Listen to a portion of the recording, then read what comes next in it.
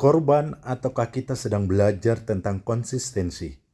Belajar dari Ruben Onsu dan Sarwenda. Belakangan ini kehidupan pribadi Ruben Onsu dan Sarwenda kembali menjadi perbincangan publik. Berbagai komentar, spekulasi, dan pendapat bermunculan di media sosial. Sebagian mendukung, sebagian mengkritik, dan sebagian lainnya hanya mencoba memahami apa yang sebenarnya terjadi. Namun di balik semua itu, ada satu hal yang menarik untuk direnungkan. Bukan tentang siapa yang benar dan siapa yang salah. Bukan tentang siapa yang harus dibela dan siapa yang harus disalahkan. Melainkan tentang sebuah nilai yang sering kita tuntut dari orang lain, tetapi kadang sulit kita terapkan pada diri sendiri, yaitu konsistensi.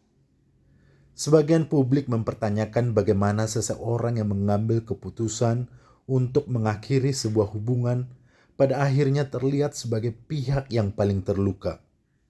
Tentu saja, setiap orang berhak merasakan kesedihan, bahkan terhadap keputusan yang ia ambil sendiri. Namun pertanyaan itu tetap muncul karena publik mencoba memahami apa yang mereka lihat dari luar. Pertanyaan lain yang juga sering muncul adalah tentang kehidupan setelah perceraian. Ketika salah satu pihak dikabarkan dekat dengan seseorang, banyak yang menganggap hal itu sebagai sesuatu yang wajar. Tetapi ketika pihak lain dikabarkan memiliki kedekatan dengan orang baru, respon publik seringkali berbeda. Disinilah muncul diskusi tentang kesetaraan. Jika seseorang memiliki hak untuk melanjutkan hidup dan menemukan kebahagiaan baru, bukankah hak yang sama juga harusnya dimiliki oleh mantan pasangannya?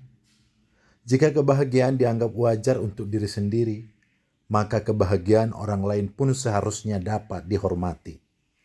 Karena pada akhirnya, setelah sebuah hubungan berakhir, setiap orang berhak melangkah maju tanpa harus terus dibayangi oleh masa lalu. Hal lain yang sering menjadi perhatian publik adalah mengenai anak-anak. Hampir semua orang tua mengatakan bahwa anak adalah prioritas utama dalam hidup mereka. Dan tidak ada alasan bagi kita untuk meragukan kasih sayang seorang ayah maupun seorang ibu kepada anak-anaknya. Namun masyarakat juga memahami bahwa kasih sayang tidak hanya terlihat dari kata-kata. Kasih sayang terlihat dari perhatian. Kasih sayang terlihat dari waktu yang diberikan. Kasih sayang terlihat dari kehadiran dalam momen-momen penting kehidupan anak. Tentu saja, publik tidak mengetahui seluruh alasan di balik setiap keputusan yang diambil. Ada banyak hal yang mungkin terjadi di balik layar dan tidak diketahui oleh masyarakat luas. Karena itu penting bagi kita untuk berhati-hati dalam membuat kesimpulan.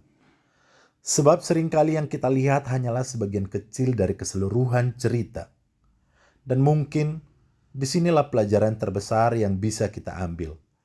Ketika sebuah konflik terjadi, setiap pihak memiliki sudut pandangnya masing-masing. Setiap orang memiliki luka yang tidak selalu terlihat. Setiap orang memiliki alasan yang tidak selalu dipahami oleh orang lain. Karena itu, daripada sibuk mencari siapa yang paling salah, mungkin akan lebih baik jika kita belajar menjadi pribadi yang konsisten. Konsisten dalam perkataan, konsisten dalam tindakan, konsisten dalam memperlakukan diri sendiri dan orang lain dengan ukuran yang sama. Sebab integritas bukanlah ketika kita menuntut orang lain mengikuti aturan yang kita buat. Integritas adalah ketika kita juga bersedia hidup di bawah aturan yang sama.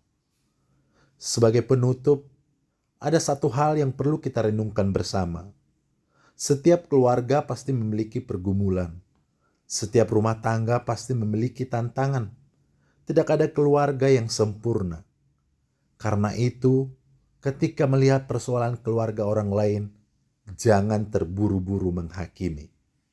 Jadikan setiap peristiwa sebagai cermin untuk memperbaiki diri sendiri.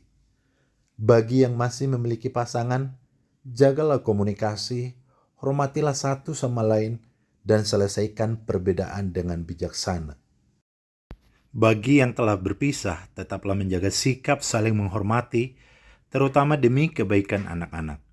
Dan bagi kita semua, Marilah belajar bahwa kedewasaan bukan ditunjukkan dari kemampuan memenangkan perdebatan, melainkan dari kemampuan menghargai orang lain, menjaga perkataan, dan berlaku adil kepada siapapun. Karena pada akhirnya yang akan dikenang bukanlah seberapa keras kita mengkritik orang lain, tetapi seberapa baik kita memperlakukan sesama manusia. Bagaimana menurut Anda? Pelajaran apa yang bisa kita ambil dari fenomena ini? Tuliskan pendapat Anda di kolom komentar dengan tetap menjaga etika dan saling menghormati. Jangan lupa juga like, komen, dan subscribe Penyuluh Zaman Now. Tuhan memberkati.